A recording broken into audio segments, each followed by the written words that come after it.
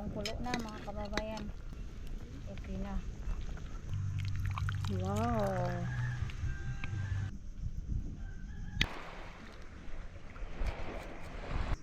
Magandang araw mga kababayan.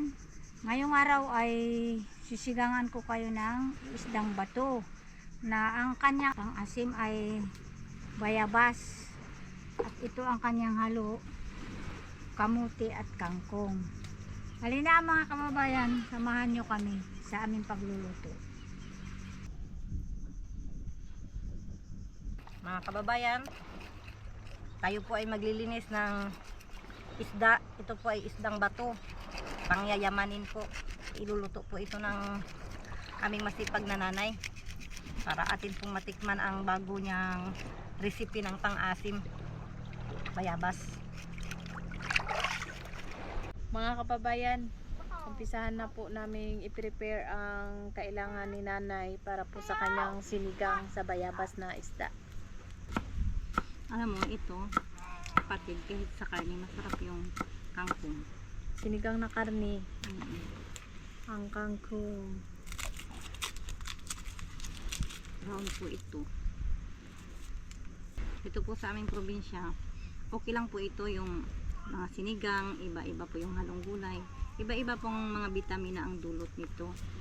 Ito po lahat tanim po ng aming nanay kasi masipag yung nanay namin magtanim. Tahimik ng dagat mga kababayan, sobrang linaw. Mamaya pa po kami uuwi kasi pag mayroon pong nagdungka na naglaot, bibigyan po nila kami ng isda.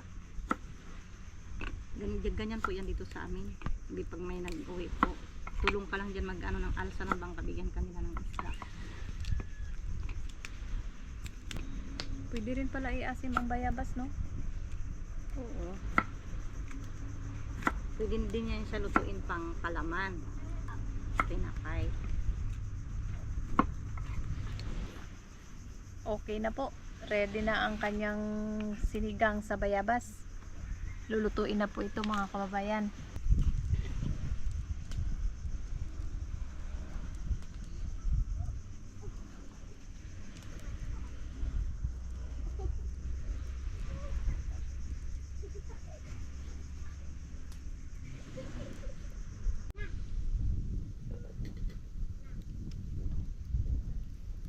Ilalagay na natin ang pang-asim na bayabas.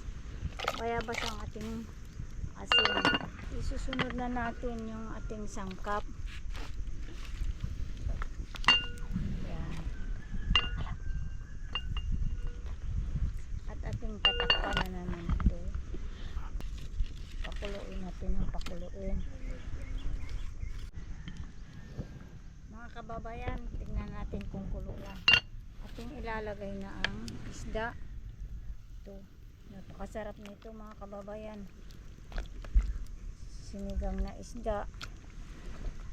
Ang kanyang asim ay bayabas. Yan. Kuluan muna natin yan. Mga kababayan, ating titignan na ito kung okay na. Kulong-kulo na.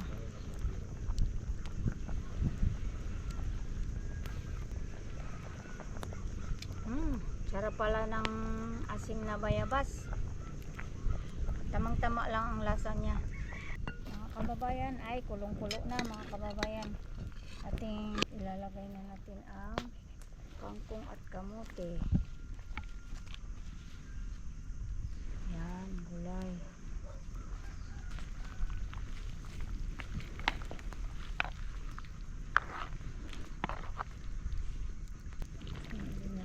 Sili.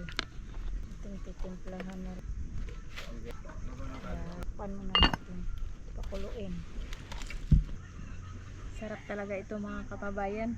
Prepare na po natin ang ating kanin.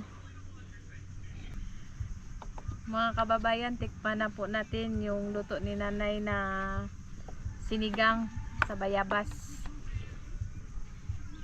Kain na po tayo mga kababayan. Thank you Lord. Sandukan natin si nanay ng ano na ang pangalan ng isda na tunay? Darag-darag. Darag-darag. Nagugutom na ako. Lagyan natin si nanay ng sabaw. Sabaw.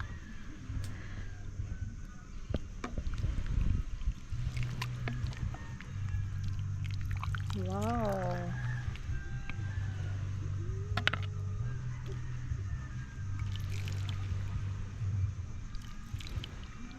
Talagang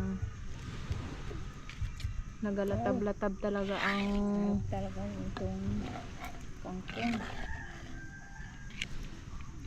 Sarap sa sinigang. ito mga kababayan, isdang pulahan.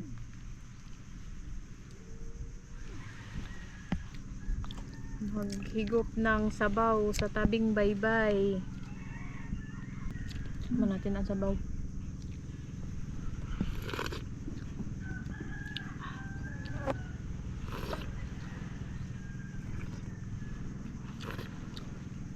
Sarap ng isda.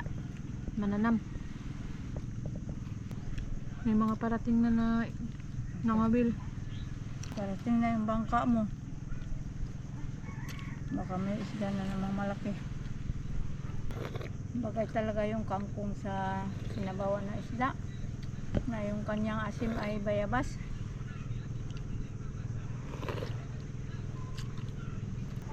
Ngayon ko lang natikman itong bayabas na pwede palang ihalo sa sinigang. Ang alam ko lang madalas ay kamyas, mangga, pati pala bayabas. Pwedeng pwede. Ang daming bunga ng bayabas doon sa bahay.